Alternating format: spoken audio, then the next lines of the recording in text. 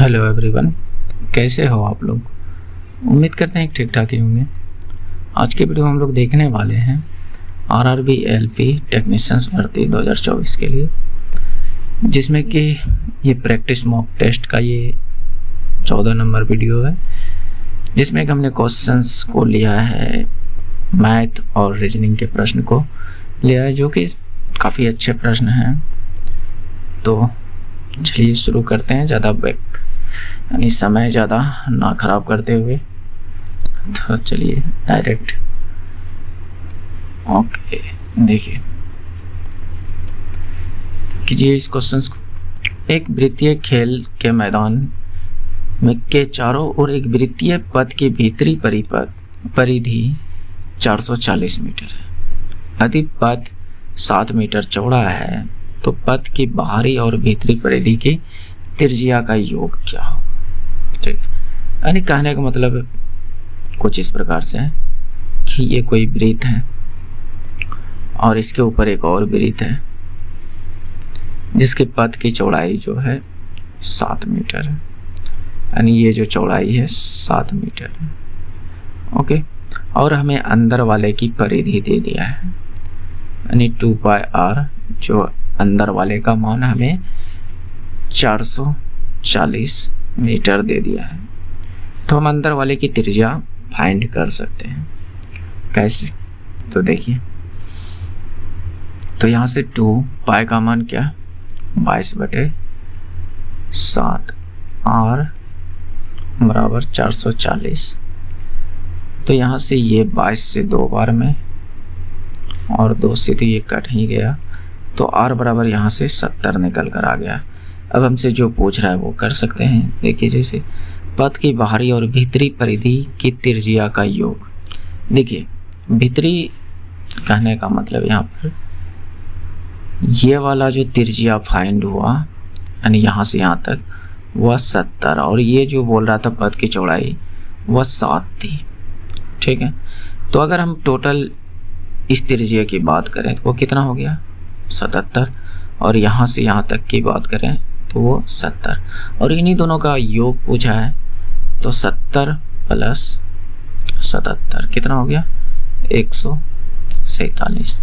तो यही मेरा राइट आंसर हो जाएगा। अगर बात नहीं समझ पाए तो फिर से समझिए। इसने क्या कहा, वृत्तीय खेल के मैदान के चारों ओर एक वृत्तीय पथ की भीतरी परिधि, यानी वृत्तीय पथ की भीतरी परिधि 440 मीटर, अधिपथ 7 मीटर चौड़ा, यानी इसकी जो चौड़ाई है वह 7 मीटर है। ठीक है, तो पथ की बाहरी और भीतरी परिधि की त्रिज्या, भीतरी, यहाँ से ये बात से कंफ्यूजन नहीं होना है।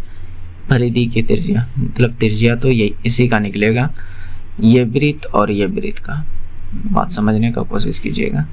ठीक, तो ये 147 हो जाएगा। बस हमें ये फाइंड करना था कि R1 और R2 क्या है, और उन दोनों का योग हमसे पूछ रहा है। तो चलिए नेक्स्ट देखिए।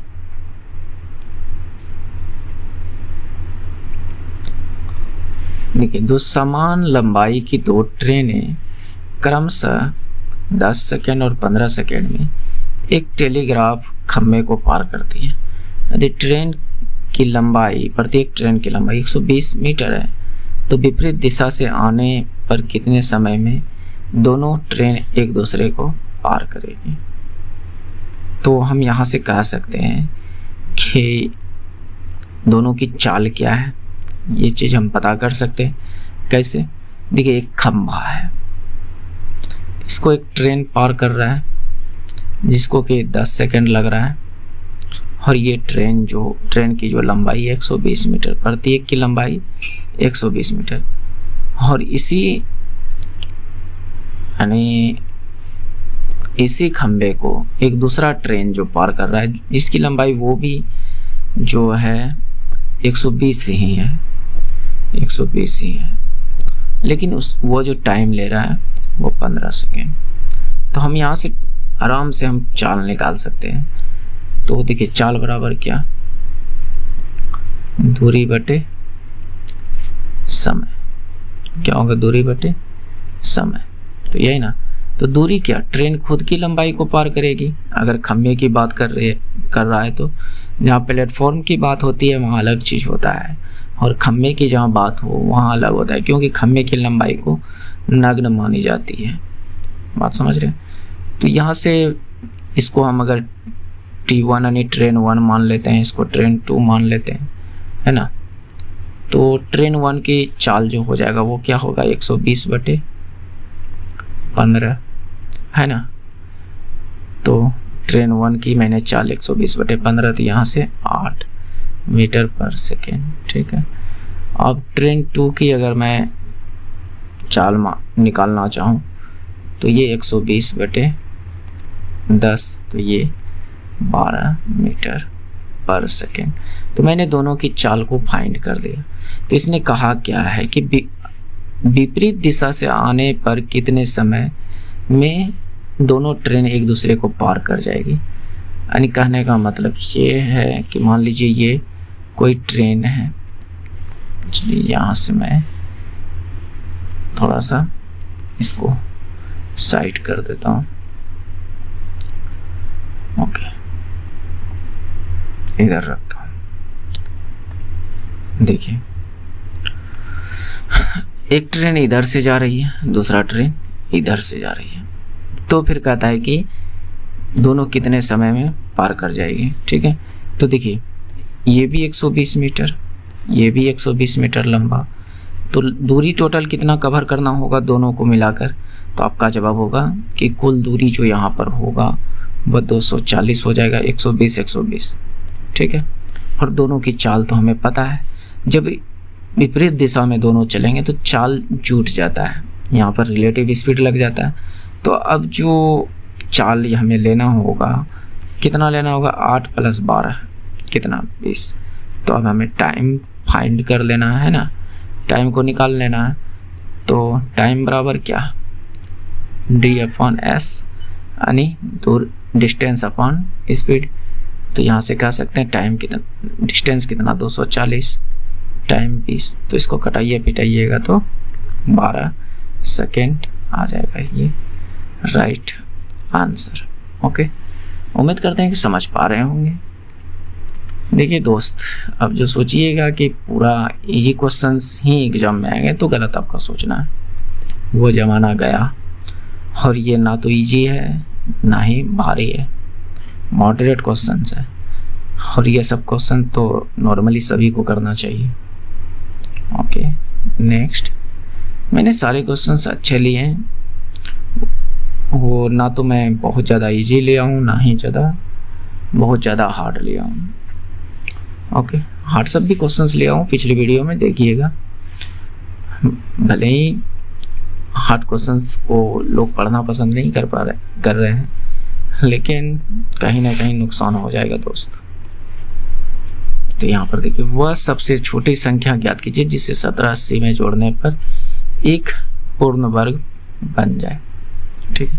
तो इसके लिए आपको ज़्यादा सोचना नहीं है, जो नॉर्मल तरीका जानते हैं वर्गमूल निकालने के लिए वो तरीका इस्तेमाल कीजिए। 17 80 यही है। तो ये वाला तरीका शुरू से ही, बचपन से ही करते आ रहे होंगे। इधर से जोड़ा लगाते हैं, है ना। तो ये 4 से 4 चौके 16, तो बच जाएगा कितना, 1, और यहाँ 4 4 4 8। तो यहाँ पर 80 उतर जाएंगे, क्योंकि दोनों संख्या साथ ही उतरते हैं, है ना। तो अब मैं यहाँ पर लास्ट में हर जगह देख रहा हूँ 9 है, तो कहीं ना कहीं यहाँ पर हमें 9 रखनी होगी। क्या हमारी बात को समझ पा रहे हैं?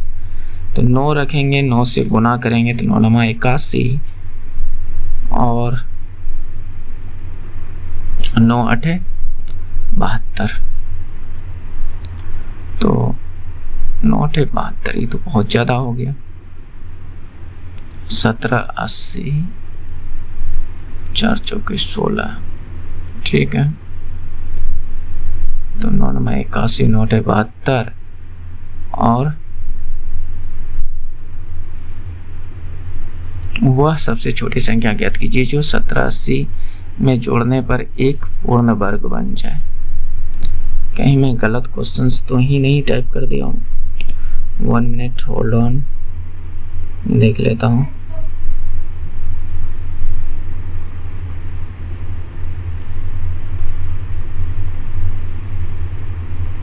क्वेश्चन तो बिल्कुल सही है। पूर्ण वर्ग तो अच्छा गलती मैं कर ही रहा हूँ सॉल्यूशन। तो देखिए यहाँ पर 8, तो लास्ट में हमें क्या चाहिए, 9 चाहिए। लास्ट में क्या चाहिए, 9। तो मैं यहाँ पर 3 रखूँगा, 7 भी रख सकते हैं लेकिन वह ज़्यादा हो जाएगा। तो 3 तिया 9 और 8 तिया 24, 249 यहाँ पर पुट होगा। तो अब बताइए, ये अगर 180 जो है वह 249 हो जाता तो ये पूरी वर्गमूल निकल जाता। क्या मेरी बात को समझ रहे हैं? समझने का कोशिश कीजिए, ठीक है। तो 249 से ये कितना कम है तो आप घटा सकते हैं। तो यहाँ से देखिएगा तो 9 14 8 गया 6 69, यानी इस 180 में मैं 69 ऐड कर दूंगा तो ये पूरी इसका वर्गमूल निकल जाएगा, या मैं कह सकता हूँ पूर्ण वर्ग संख्या बन जाएगा। अगर इसमें मैं 69 को जोड़ दूं तो इसका राइट आंसर हो जाएगा 69। ओके, नेक्स्ट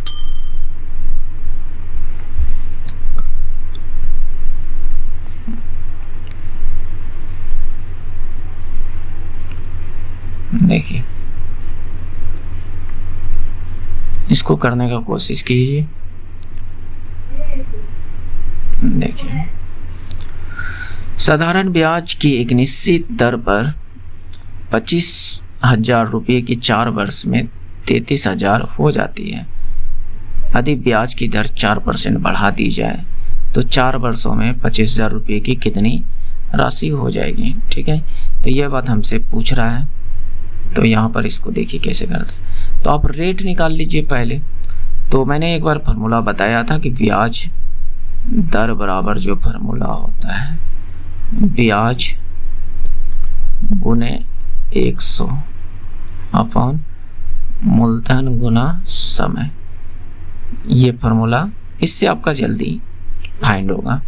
ठीक है, तो ब्याज देखिए 25,000 मूलधन था और हो गया 33,000, यानी मिश्रधन 33,000 हो गया। तो ब्याज इन दोनों का अंतर है ना, तो आपका जवाब होगा कि इन दोनों का अंतर कितना, 8,000। तो ब्याज कितना है 8,000 गुना 100 अपन मूलधन कितना 25,000 और समय कितना 4 वर्ष। तो यहाँ से ये रेट मेरा निकल जाएगा। ठीक है, हालांकि आप साधारण ब्याज का भी फार्मूला लगा सकते हैं, ब्याज यानी मूलधन गुना समय गुना रेट जो भी होता है तो वो लगा सकते हैं आराम से, उससे भी निकल जाएगा, रेट आप फाइंड कर सकते हैं। तो यहाँ से मैं कटाऊँ तो 2 0 2 0 खत्म, 1 0 1 0 खत्म, 25 चौके 100 ये भी खत्म, टोटल तो 8 बच गया। क्या बच गया 8%। रेट कितना है 8%।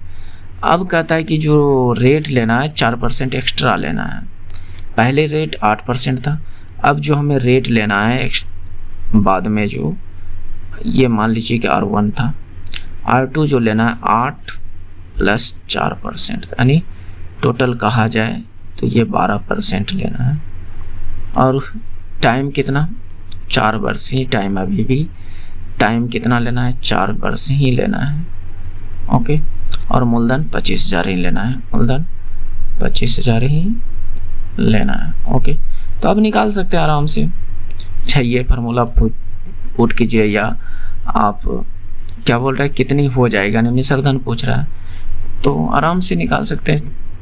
अमाउंट बराबर क्या, P into R into T बटे 100 + P, यही तो होगा अमाउंट, है ना, मिश्रधन। तो डायरेक्ट आप यहाँ पर लगा सकते हैं P कितना 25,000, तो मैं 25,000 चलिए लिख देता हूँ 25,000 गुना R कितना अब लेना है 8 4 12% गुना T समय कितना 4 अपॉन 100 + P कितना 25,000।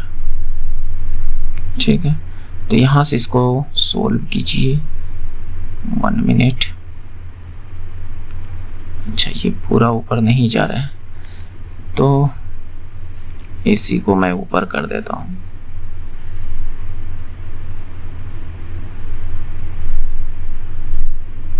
चलिए इधर ठीक है, तो इतना आप सोल्व कीजिए। ये तो 2 0 2 0 खत्म।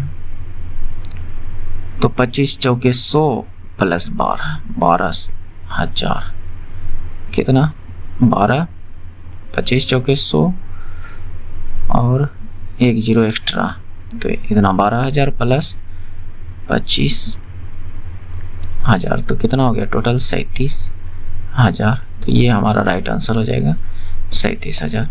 कैसे मैंने किया, देखिए अमाउंट क्या होता है, SI प्लस मूलधन, ये है ना, तो SI क्या है, ये जो निकलेगा SI ही तो निकलेगा, है ना, प्लस मूलधन। तो ऐसे आप इसे सोल्व कर सकते हैं। तो ये बिल्कुल ही बेसिक तरीका है, आराम से कर सकते हैं। देखिए ये प्रैक्टिस पेपर है, बात समझ रहे। तो अब इसमें आप आराम से क्वेश्चन वीडियो रोक कर आराम से कर सकते हैं।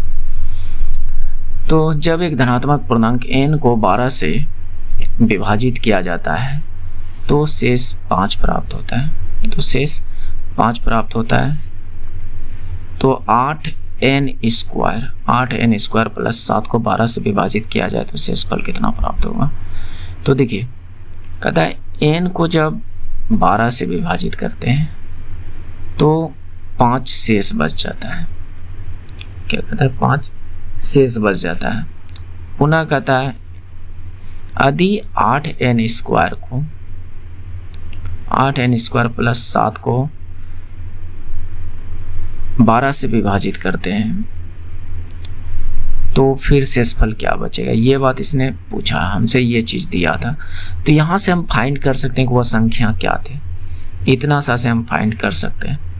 क्योंकि देखिए अगर n को आप 12 से भाग दे रहे हैं तो 5 शेष बच रहा है, 5 शेष बच रहा है। तो इसका मतलब वो संख्या क्या हो सकती है, n क्या हो सकती है।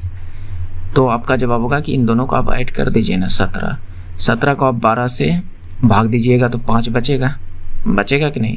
तो इसका मतलब वो संख्या कितनी थी, 17। आप डायरेक्ट वो संख्या निकालना है तो 12 5 17 n आराम से निकाल सकते हैं, बात समझ रहे। तो कहने का मतलब वो संख्या क्या निकल गई, 17। तो अब यहाँ पर 17 आप पुट कर दीजिए। 8 गुना 17 का स्क्वायर प्लस 7 बटे 12 ये चीज। तो 8 गुना 17 का स्क्वायर 289 और प्लस का 7 बटे 12। तो देखिए यहाँ से जो हो जाए 9 8 72 8 8 64 और 7 64 7 71 हाथ रल 7 8 7 56 और 7 56 का 8 दूनी 16 7 23 23 12 प्लस 7 बटे 12।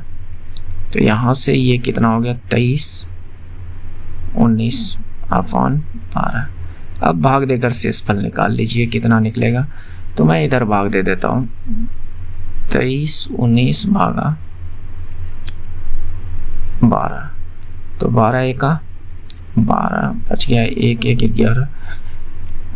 तो बरनमा 78 से बच गया कितना 3 9 12 तिया 36 बच गया कितना, तो 3 बच गया। तो हमसे यही तो पूछा है कि अगर 12 से विभाजित किया जाए तो शेषफल कितना बचेगा, तो 3 बचेगा। इसका राइट आंसर क्या हो जाएगा 3।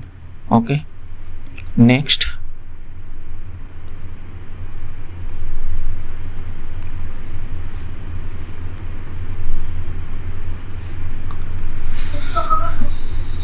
रेनू ने 2 घड़ियां प्रत्येक को समान मूल्य पर बेचा।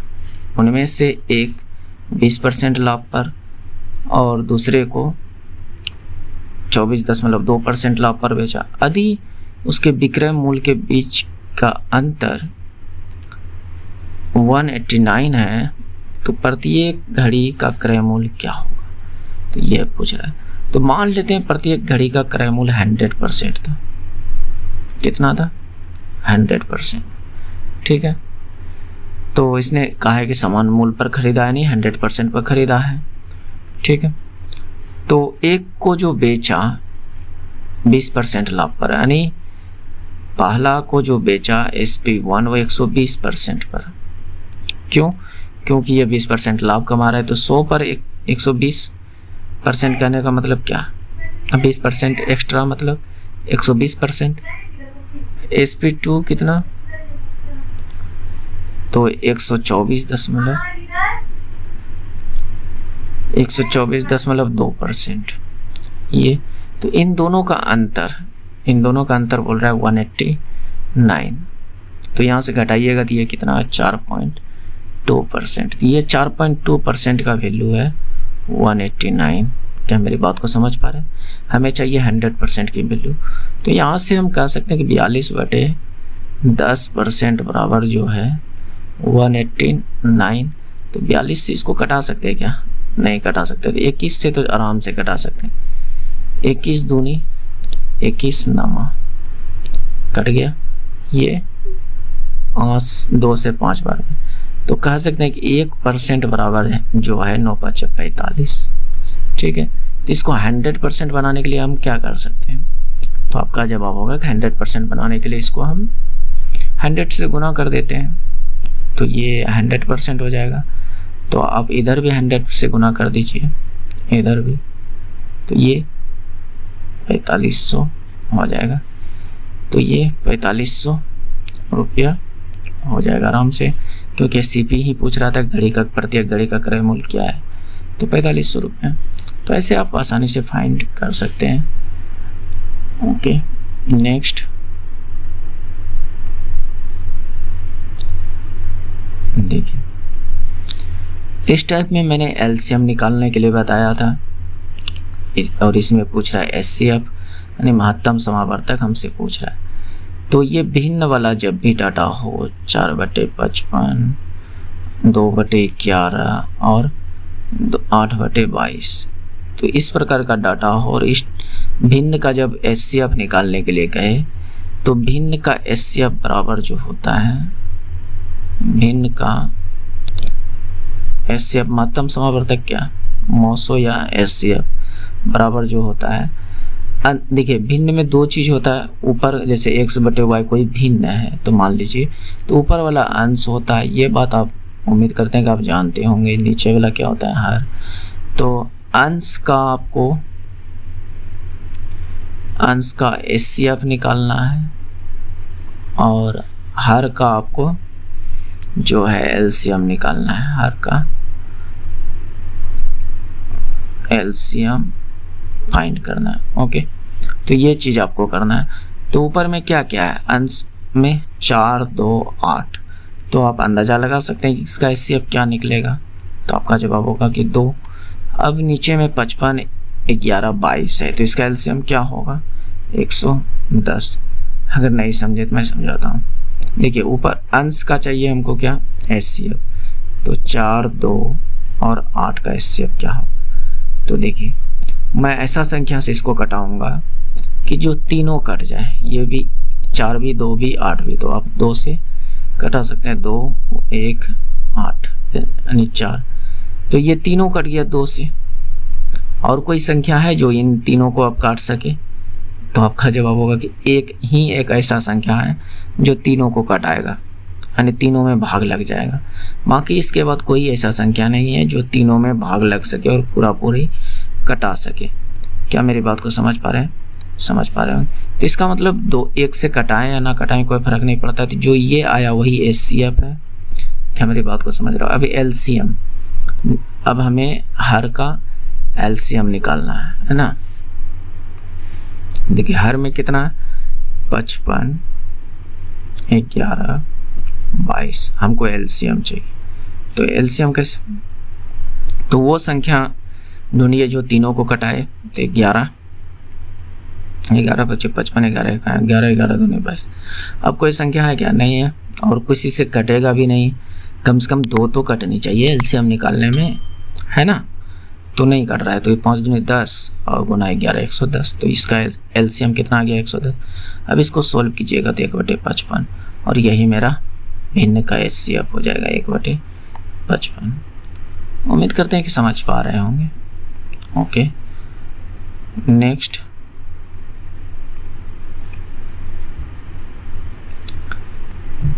देखिए इस टाइप के क्वेश्चंस में बहुत सारे दोस्तों को प्रॉब्लम होता है फाइंड करने में, कैलकुलेट करने में। मैंने देखा है दोस्त, इसलिए मैं बता रहा हूँ, क्योंकि मैंने भी 100-150 लोगों के साथ बैठकर टेस्ट मारा है। बात को समझिए। और वहाँ मैंने देखा इस तरह के क्वेश्चंस को बहुतों को छोड़ते हुए। तो समझिए इसको कैसे कर सकते हैं।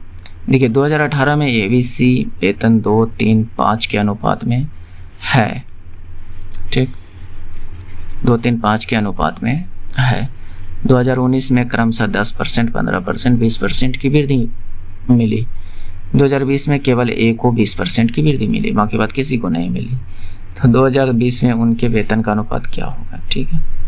तो 18 में जो इसके पास 2018 में जो A, B और C के पास जो था 2:3:5 में था।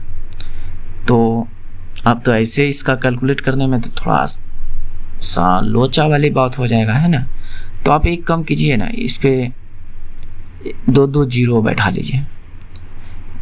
देखिए किसी भी अनुपात में किसी को भी किसी से गुना कीजिए, मतलब किसी संख्या से भी गुना कर दीजिए, कोई फर्क नहीं पड़ेगा। तो मैं इन तीनों में 100 से गुना कर दिया, तो ये अनुपात जो बन गया 200, 300, 500। अब कैलकुलेट करने में आसान हो जाएगा। तो इसने कहा कि 2019 में जो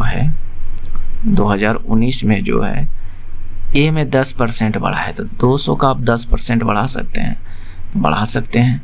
तो 10% कितना, तो आपका जवाब होगा कि 20। तो 200 में 20 बढ़ा दीजिए, कितना हो जाएगा 220। उसी तरह से 300 में 15% बढ़ाना है, तो 15% नहीं 45 बढ़ जाएगा, निकाल लीजिएगा। तो ये कितना हो जाएगा 345 2019 में इसके पास। और इसमें जो कह रहा है 20% बढ़ जाएगा, 20% मतलब कि 100 बढ़ जाएगा, तो इसका मतलब ये 600 हो जाएगा 19 में। अब कहता है 2020 में जो बढ़ेंगे, ये 2018, 2019, 2020, A को केवल 20% की वृद्धि मिली, यानी इसमें सिर्फ हमको 20% की वृद्धि। तो 220 का 20% कितना, तो आपका जवाब होगा कि यहाँ से 1 जीरो यानी 44 की वृद्धि हो गई। तो ये कितना हो जाएगा 264। इन सब में कोई वृद्धि नहीं हुई, तो ये 345 ही रह जाएंगे, ये 600 ही रह जाएंगे। तो यहाँ पर कहा कि 2020 में उनके वेतन का अनुपात कितना है, तो अब यही तो अनुपात है 2020 का, ये वाला 2020 का। तो इसको कटा पिटा के देखिए, जो भी आए वो आपका आंसर हो जाएगा। तो चलिए मैं यहाँ पर कटाने का कोशिश करता हूँ। तो यहाँ पर देखिए कैसे कटा सकते हैं इसको। तो अब किसी भी संख्या से इसको, यानी जिससे कटे उससे कटाना चाहिए। तो मैं 3 से तीनों को कटा दूंगा। तो 3 से इसको कटाऊंगा, तो 3 8 24, 3 8 24। 3 से इसको कटाऊंगा, 11 3 33, 3 5 15, 115। 3 से इसको कटाऊंगा 200। अब ऐसी कोई संख्या नहीं है जो कि इसको छोटा कर सके, तीनों को कटा सके। तो ये अनुपात आ गया 2020 का 88, 115, 200। तो इस तरह से आसानी से आप कर सकते हैं। ओके, नेक्स्ट समझिए। क्या यार,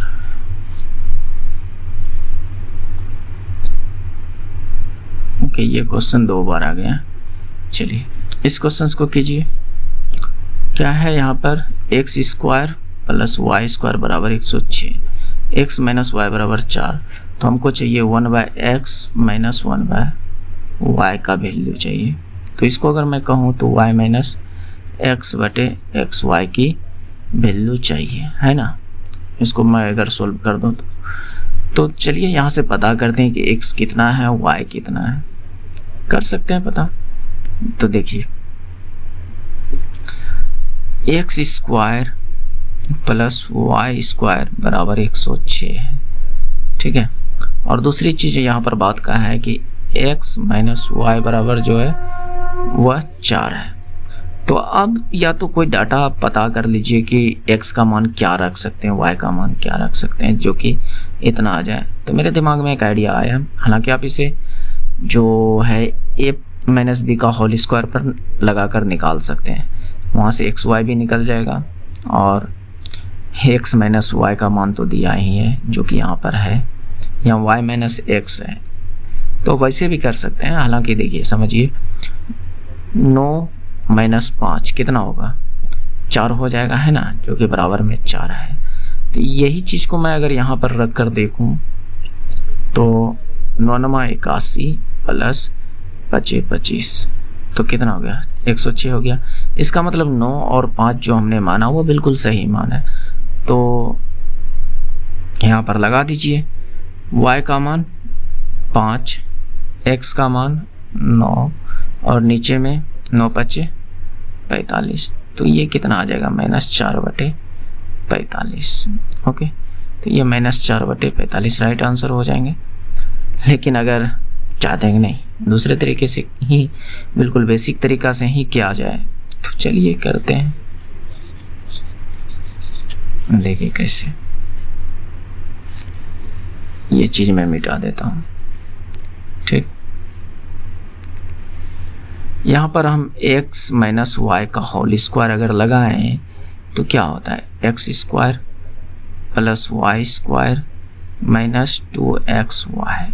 ठीक है, यही ना, -2x। x माइनस वाई का मान मेरे पास 4 है, तो इसका स्क्वायर, और इतना का मान हमारे पास 106 दिया हुआ है। ठीक है, -2xy इतना आ गया। तो आपका जवाब आ गया कि हाँ बिल्कुल इतना तो है, तो है, रहने दीजिए। तो अब देखिए, तो ये 4 चौक 16 बराबर 106 माइनस 2xy। तो यहाँ से इसको घटाइएगा तो 106, तो 0 और 10 में 9, माइनस का 90 बराबर -2xy। तो ये माइनस माइनस खत्म और 2 से ये 45 बार में कट गया, तो xy मेरे पास मिल गया 45। तो अब यहाँ पर मान पुट कर दीजिए, तो अब आपका जवाब होगा कि यहाँ माइनस और y माइनस x है, लेकिन यहाँ पर x माइनस y दिया है, तो कैसे पुट कर दूँ, कोई बात नहीं। चलिए ऊपर नीचे दोनों आप माइनस से गुना कर दीजिए, दोनों में आप ऊपर भी माइनस से गुना कर दीजिए, नीचे भी माइनस से गुना कर दीजिए। तो मैं अगर ऊपर में माइनस से गुना कर रहा हूँ और नीचे भी माइनस से गुना कर रहा हूँ, तो ये क्या बन रहा है, तो देखिए माइनस वाई और माइनस माइनस प्लस एक्स बटे माइनस एक्स वाई। क्या मेरी बात को समझ पा रहे हैं, समझ पा रहे हैं, ठीक है। तो ये इसका कहने का मतलब ये क्या है, इसको हम ऐसे भी तो लिख सकते हैं, x माइनस वाई, नीचे में माइनस एक्स वाई। क्या मेरी बात को समझ पा रहे हैं, समझ पा रहे होंगे। तो x माइनस वाई का मान अब कितना, 4 माइनस एक्स वाई का मान कितना, 45। क्या हिसाब किताब लगा, यहाँ माइनस कहिए या चाहे यहाँ पर माइनस लिखिए, हिसाब किताब तो दोनों बराबर ही हो गया, -4/45। तो ये हमारा राइट आंसर हो जाएगा। क्या मेरी बात को समझ पा रहे हैं। तो ये बेसिक तरीका है, और एक जो था जिसको हिट एंड ट्रायल रूल कहते हैं, उसके हिसाब से वो आंसर था। तो दोनों तरीका जो भी अच्छा लगे आप उसे ग्रहण कर लीजिए, है ना। देखिए, 2 धनात्मक पूर्णांकों का योग 80, उनके बीच का अंतर 20 है, तो उनके वर्गों का अंतर क्या है। यानी यहाँ पर कहने का मतलब कि कोई 2 धनात्मक पूर्णांक लेते हैं x प्लस वाई, उनका योग जो है 80, फिर x माइनस वाई, उसका जो अंतर है वो 20, और हमसे जो पूछ रहा है उनके वर्गों का योग x square plus y square बराबर 1। सेम टू सेम क्वेश्चन है जो ऊपर वाले थे, लेकिन वो थोड़ा सा अलग था और ये थोड़ा सा अलग है, लेकिन टाइप वही है।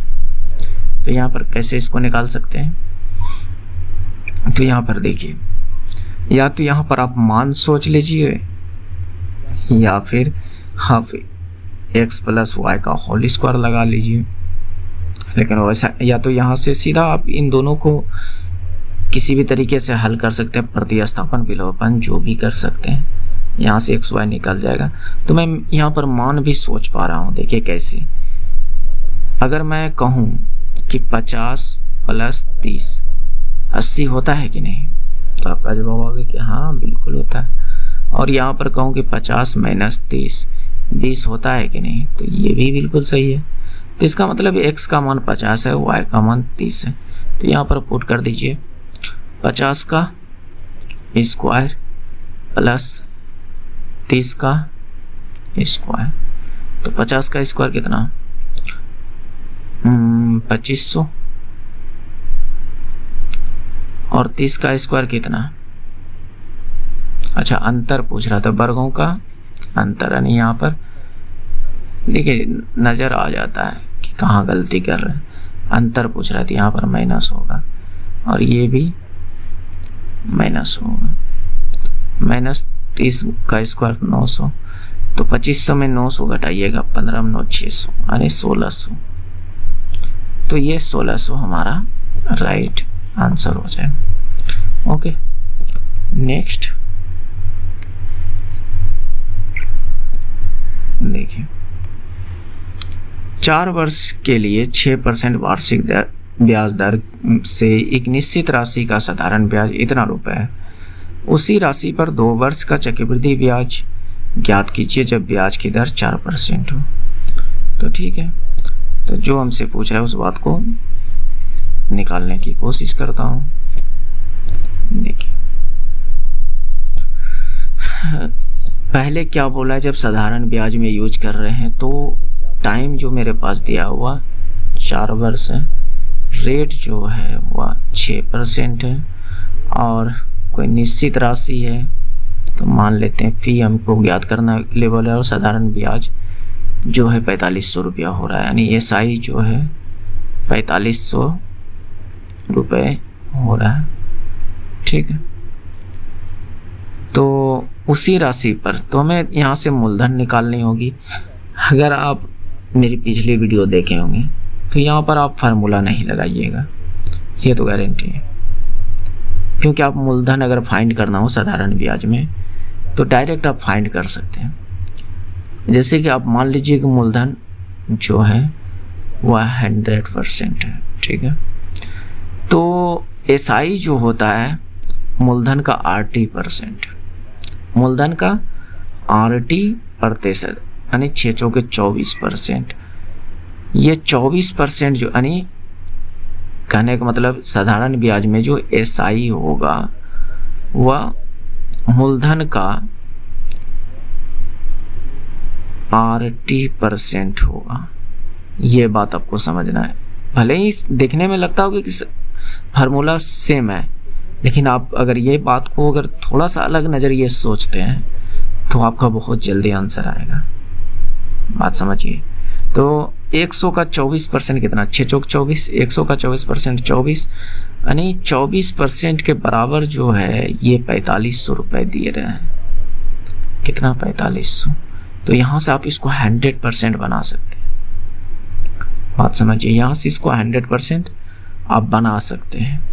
कैसे, समझने का प्रयास कीजिए।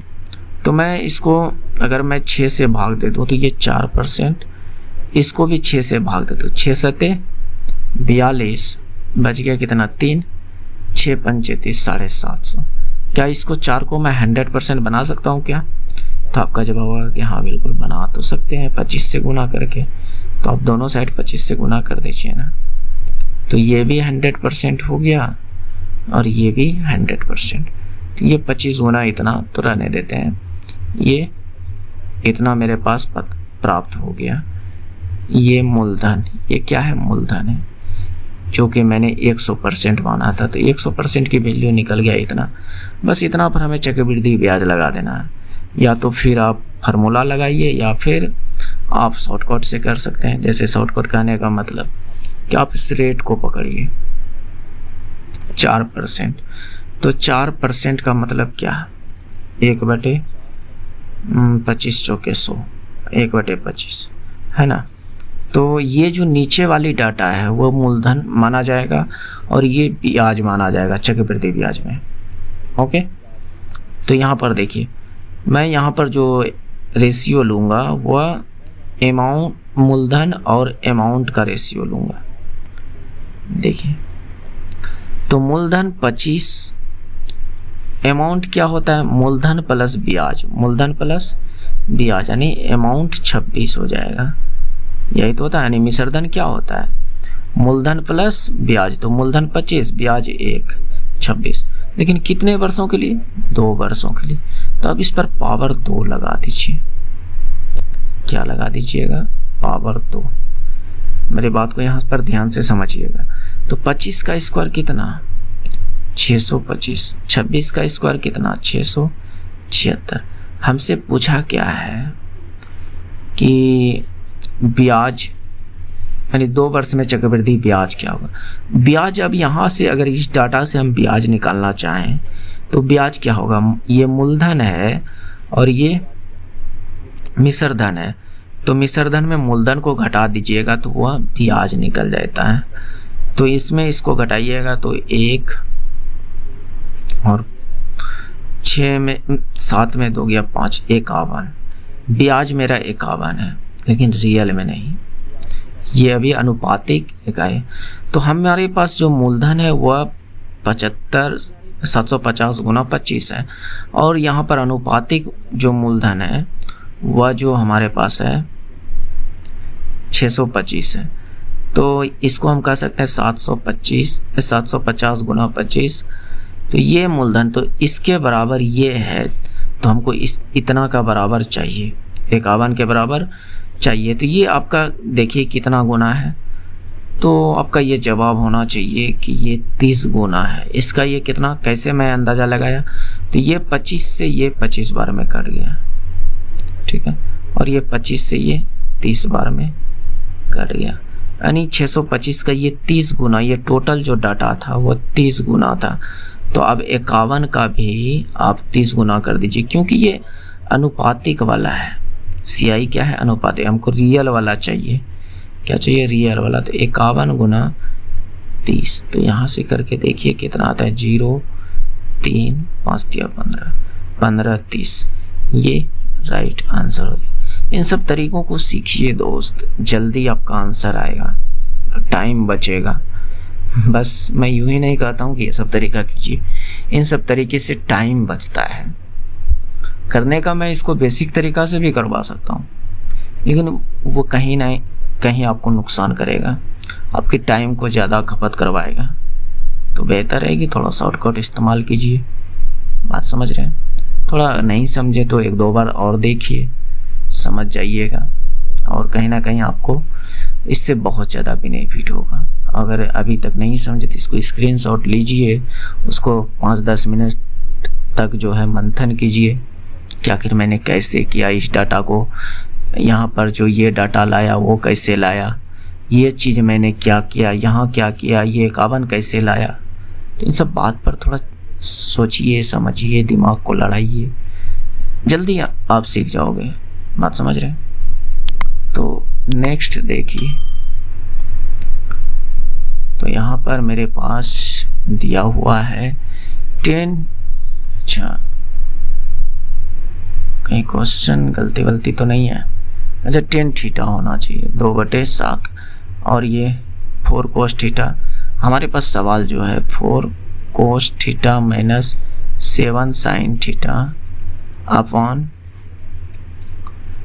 4 cos थीटा माइनस 7, अच्छा प्लस नीचे में प्लस 7 sin थीटा। ये बात हमसे पूछा है और इतना का मान दिया है। तो आप यहाँ से 10 थीटा बराबर जो 2/7 दे दिया है। तो आप यहाँ से आप ये एक लंब देखिए, 10 थीटा बराबर आपने क्या पढ़ा होगा, लंब बटे आधार, है ना। तो 10 थीटा बराबर एक चीज़ और होता है, साइन थीटा बटे कोस थीटा, और ये 2/7 है। तो आप कह सकते हैं अनुपातिक मान में साइन थीटा का मान 2 है और कोस थीटा का मान 7 है, और ये भी अनुपातिक ही मान है। क्या मेरी बात को समझ रहे हैं, ये भी क्या है, अनुपातिक ही मान है। तो लगा दीजिए आप, नहीं कर्ण नहीं भी निकालिएगा तो आराम से निकलेगा। 4 कोस थीटा यानी 7 माइनस 7 साइन थीटा 2, नीचे सेम टू सेम है लेकिन प्लस है। अच्छा, इधर लिख देता हूँ, कोई फर्क नहीं पड़ेगा, प्लस 7 गुना 2। तो हल कीजिए, 7 चौक 28 माइनस 14 और 7 चौका 28 प्लस 14, तो ये 14/28 14 42, तो यहाँ से 1/3 कट पीट के आंसर आ गया। तो ज़रूरी नहीं है कि आप यहाँ पर कर्ण निकालो फिर साइन थीटा का यानी कोस थीटा का मान बैठाओ के आधार बटे कर्ण, तो ज़रूरी नहीं है। अगर अनुपातिक मान में दिया है और अनुपातिक मान ही पूछ रहा है तो आप ऐसे भी कर सकते हो, है ना। Next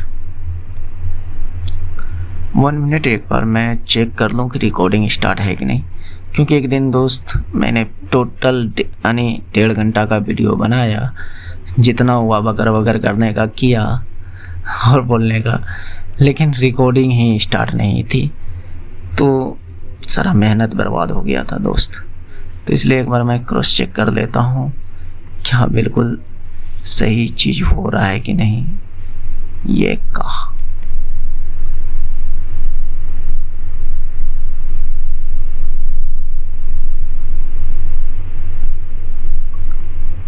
Oh no.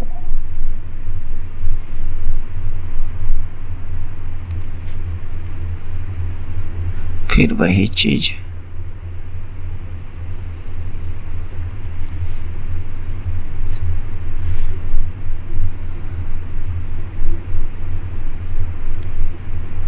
हो रहा है। चलिए ओके, तो ये तो हो गया। नेक्स्ट अच्छा, ये समझिए इस क्वेश्चंस को। मेरे करने से पहले आप भी दोस्त रोक कर क्या कीजिए, तो इससे आपको ज़्यादा फायदा होगा।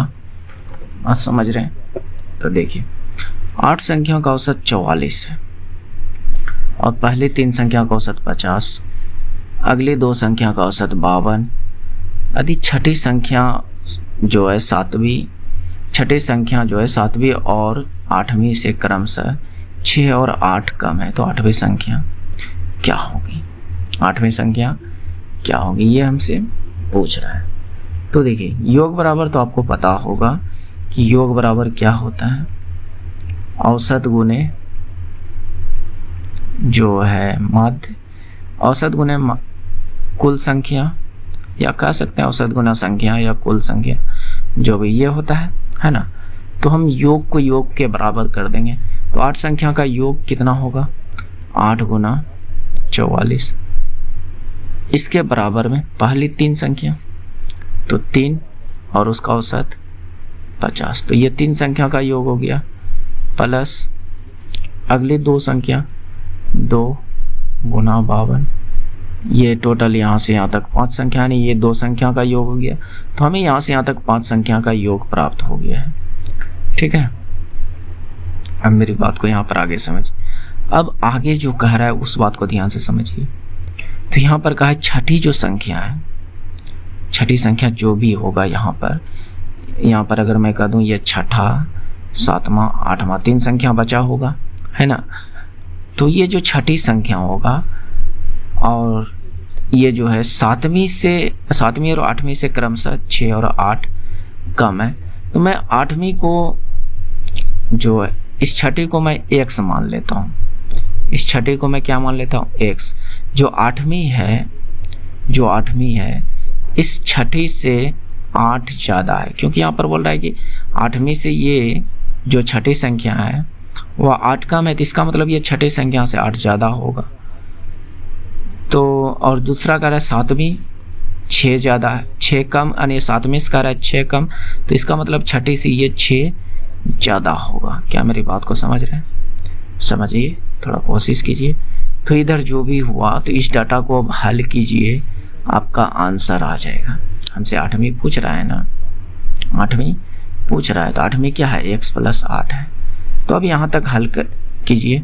8 चौको 32, 8 चौको 32, 3 35, 352, इधर 150 प्लस 50 दूनी 100, 104, और इधर 1 x 2 x 3 x और 6 8 14। तो इन टोटल को ऐड कीजिए, 150 और 100 300 और 14 4 18,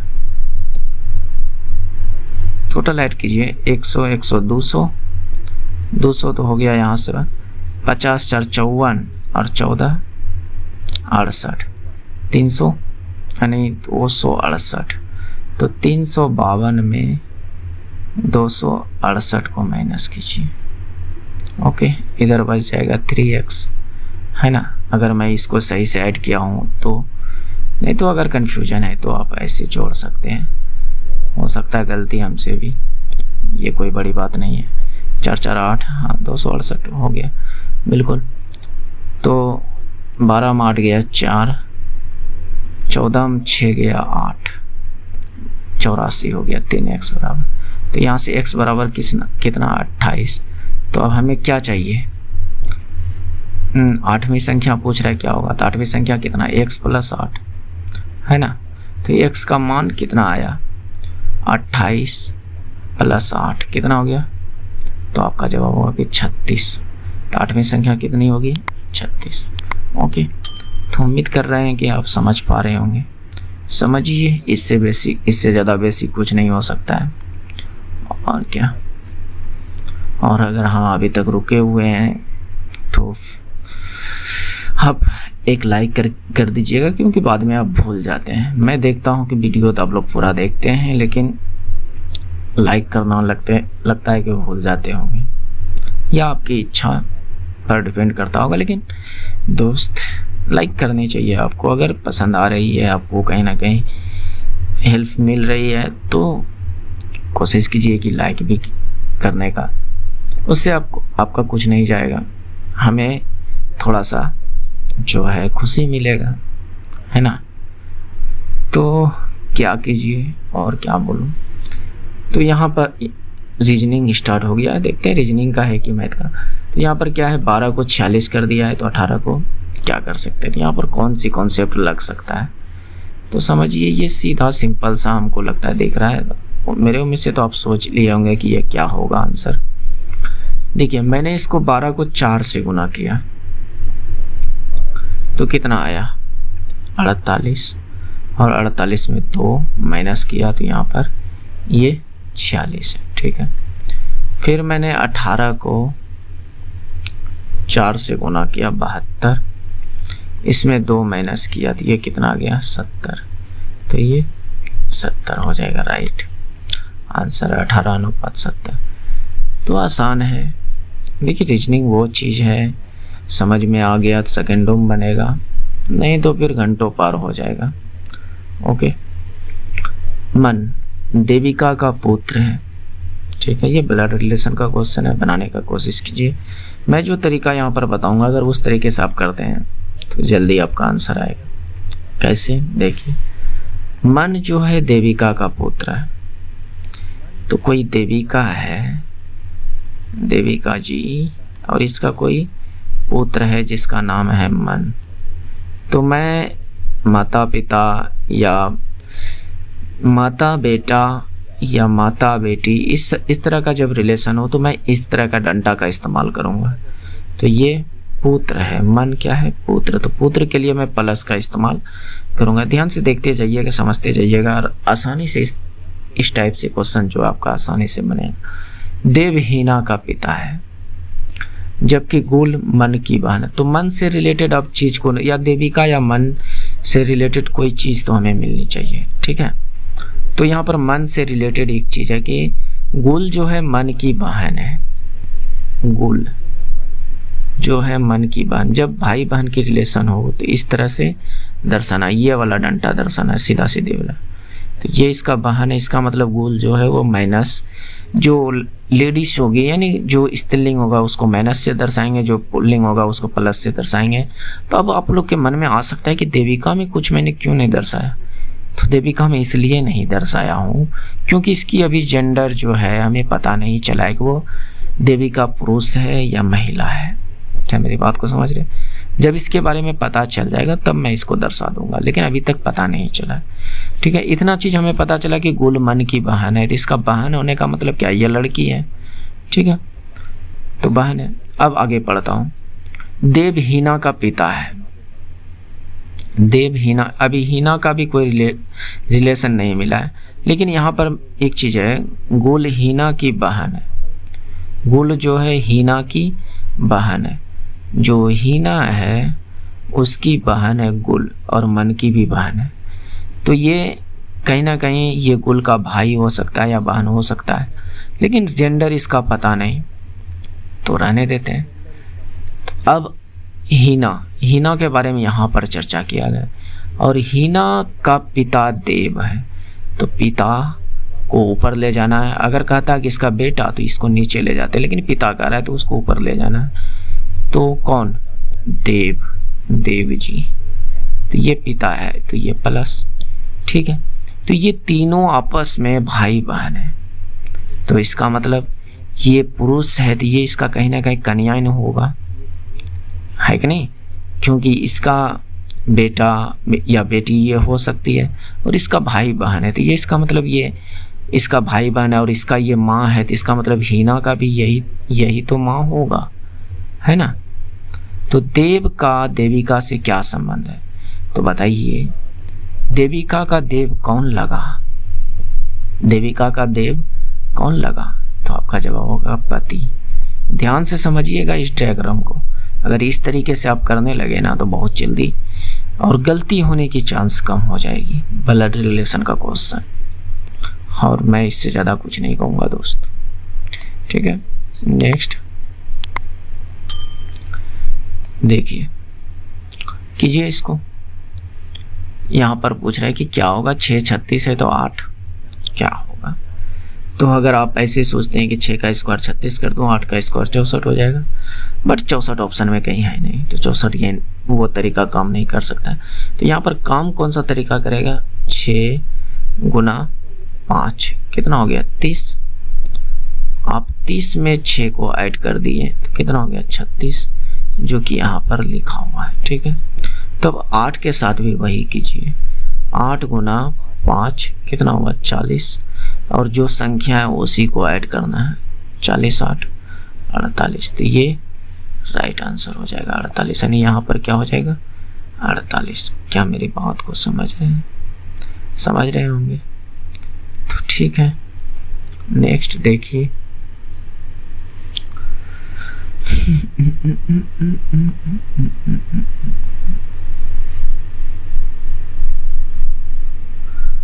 नेक्स्ट आज लगता है कुछ ज्यादा क्वेश्चंस आ गया है, ओके। तो मेरे उम्मीद से तो 1 घंटा का वीडियो हो गया होगा, और 1-2 क्वेश्चन करा के फिर नेक्स्ट डे में करा दूंगा, तो समझिएगा। यदि 6 मार्च 2005 को सोमवार था, तो 6 मार्च 2004 को कौन सा दिन होगा? ठीक है, तो देखिए, जब इस टाइप का क्वेश्चन हो ना, जैसे कह दे कि 2005 में सेम डेट रहे, और 2005 में जो सोमवार है, तो 2006 में कौन सा दिन होगा? तो सेम डेट में यानी 6 मार्च को ही 2006 में, तो आप सोमवार में 1 ऐड कर दीजिएगा, जिसका मतलब मंगल हो जाएगा 2006 में। लेकिन हमसे पूछा है 2004 में, तो 2005 के बारे में दिया है, और हमको पूछ रहा है 2004 में। किस में पूछ रहा है? 2004 में। तो 1 दिन आप घटा दीजिए, इधर जाना है तो 1 जोड़ना है, या साथ में जाते हैं तो 1 और जोड़ते हैं, मंगल के बाद बुध हो जाता है। क्या मेरी बात को समझ पा रहे हैं? समझ पा रहे हैं? तो मंगल में जाते हैं तो 1 और ऐड हो जाता है, बुध हो जाता है, लेकिन हमको 1 पीछे जाना है। तो यहाँ पर 2005 में सोमवार है, तो सोमवार के 1 दिन पहले क्या? एतवार, जिसको हिंदी भाषा में रविवार कहते हैं, ठेठी भाषा में एतवार कहते हैं, हमारे इधर। और कहाँ क्या कहता है पता नहीं, लेकिन हमारे बिहार में उसको एतवार कहा जाता है। लेकिन जो किताबों में, जो कैलेंडर में देखते होंगे, वहाँ रविवार लिखा रहता है। ओके, तो इसका आंसर हो जाएगा रविवार। नेक्स्ट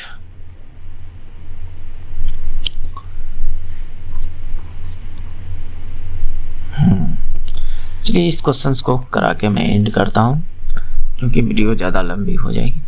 एक घड़ी दोपहर में चलना शुरू करती है, 7:10 पर घंटे की सुई कितने डिग्री चल चुकी होगी? यानी इसका कहने का मतलब एक घड़ी जो है दोपहर 12 बजे, कोई टाइम नहीं दिया है तो आप 12 मान लीजिएगा, दोपहर 12 बजे शुरू होता है और यहाँ पर पूछा है किसके, घंटे के सुई द्वारा। तो अब घंटे जो है 7 पर आ गई।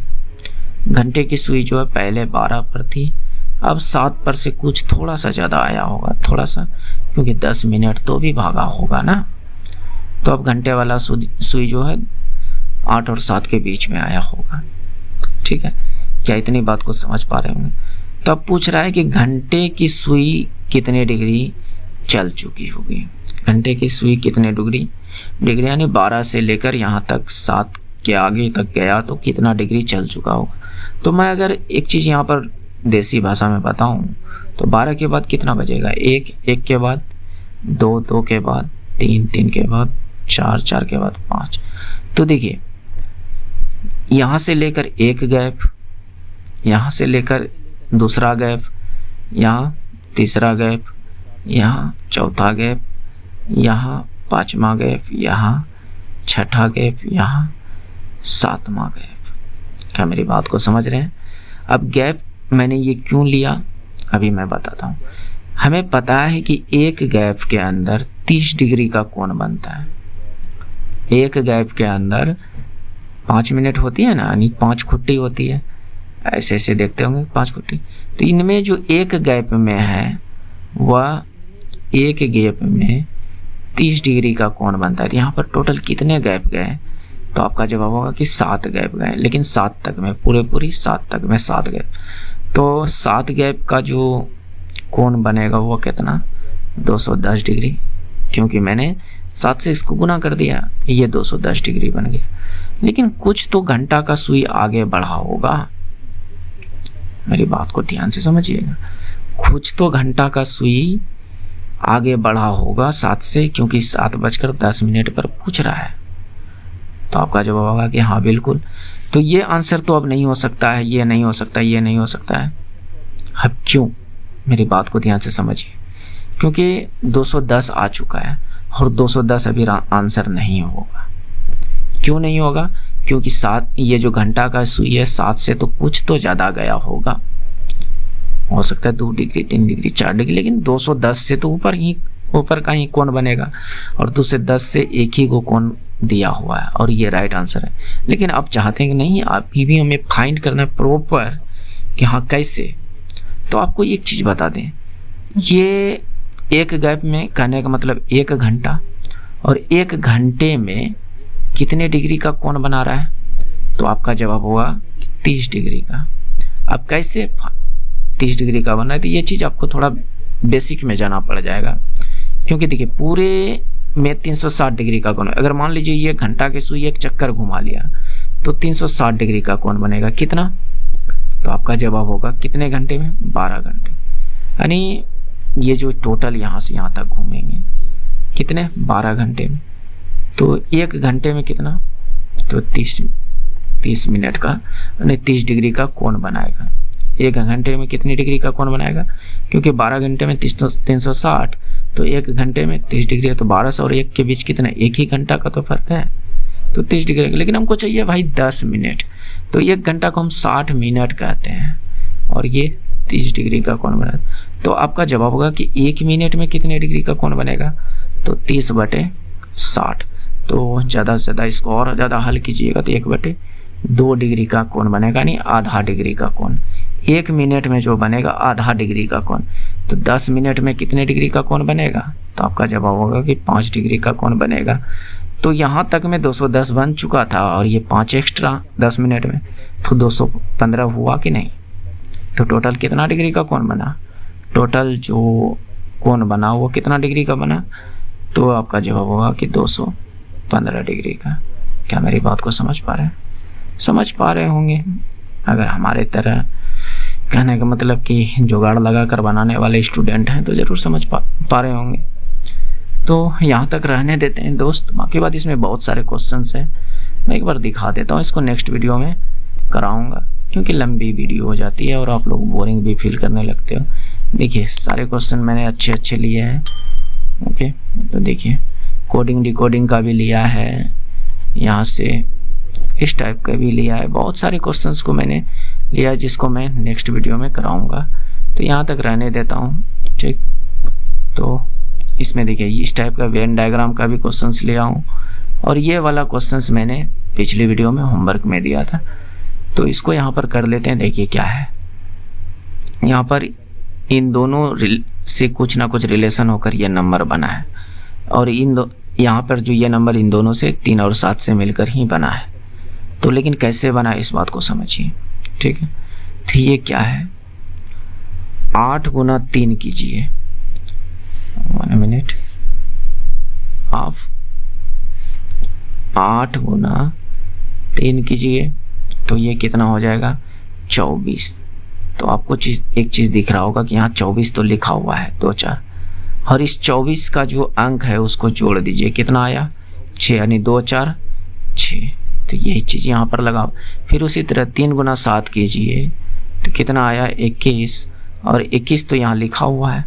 उसके बाद 2 और 1 को जोड़ देते हैं तो कितना हो जाता है 3, जो कि लास्ट में लिखा है। तो सेम टू सेम यहाँ पर कीजिए, 5 दिया, 5 गुना 3 15, और 15 तो होगा यहाँ पर क्या होगा 15, 2 संख्या क्या होगा 15, और 15 में जो 1 और 5 है उसको जोड़कर यहाँ लिख दीजिए 156। तो जहाँ भी होगा ये राइट आंसर है। तो ये राइट आंसर था। तो चलिए कल के लिए क्वेश्चन दे देता हूँ, आप लोग कर लीजिएगा। ये वाला नहीं, उसको मैं इसका आंसर दीजिएगा आप लोग, ओके। इसका आंसर दीजिएगा, इसका आंसर क्या होगा इसको मैं नेक्स्ट वीडियो में बता दूंगा, ओके। तो और आगे क्या बोलूं, अगर आपको अगर पसंद आई होगी तो क्या करें, करना कुछ नहीं है, बस लाइक करना है। तो ये हमारा टेलीग्राम लिंक का जो है मतलब QR है जो स्कैन करके जोड़ सकते हैं, बट फ़ोन पे से नहीं कीजिएगा, गूगल पे से नहीं, एक स्कैनर होगा मोबाइल में, उससे आप कीजिएगा। उससे आप मेरे मतलब कि व्हाट्सअप यानी टेलीग्राम चैनल पर पहुंच सकते हैं, जहाँ पर इसका PDF मिल जाएगा आपको, ओके। तो वहाँ पर जुड़ जाइएगा। अगर नहीं मिले, अगर इससे नहीं हो तो डिस्क्रिप्शन में लिंक चेक कर लीजिएगा, वहाँ ज़रूर मिल जाएगा। बाकी बात और क्या बोले, अगर पसंद आई होगी तो मेरे उम्मीद से आप ज़रूर है कि लाइक वाइक करके जाइए, है ना। तो और सब्सक्राइब भी कर लीजिएगा, और हो सके तो कुछ दोस्तों को शेयर कर सकते हैं हमें सपोर्ट करने के लिए। जैसे कि अभी आप देखे होंगे कुछ दिन पहले मैंने 3-4 दिन एब्सेंट कर दिया। क्यों? क्योंकि मैं देख रहा था कि अधिकतर लोग वीडियो देख रहे थे बट लाइक सब्सक्राइब शेयर नहीं कर रहे थे, थोड़ा सा डिमोटिव हो गया था। फिर मैंने सोचा कि नहीं, कुछ दोस्त ने कमेंट किया कि सर आपका वीडियो नहीं आ रहा है, भाई आपका वीडियो नहीं आ रहा है। तो फिर मैंने कहा कि चलिए कुछ लोग तो हैं जो कि सपोर्ट कर रहे हैं, तो कीजिए, तो मैं आगे और भी कंटिन्यू रखूँगा। मैंने कहा था 30 वीडियो आपको दूंगा, इसके बाद जो होगा देखा जाएगा। तो मैं उसके बाद जो है NTPC का जो प्रीवियस ईयर पेपर है उसको सॉल्व कराऊंगा, और प्रीवियस ईयर पेपर से बहुत ज़्यादा फ़ायदा मिलता है। ये चीज़ मैंने कई वीडियो में बताया, क्यों ऐसा होता है इसका कारण भी मैंने बहुत वीडियो में बताया है। तो समझिए, पिछली वीडियो भी जाकर देखिए, फ़ायदा मिलेगा। तो रहने देते हैं, मिलते हैं नेक्स्ट वीडियो में। जय हिंद, जय भारत, थैंक्स फॉर वॉचिंग।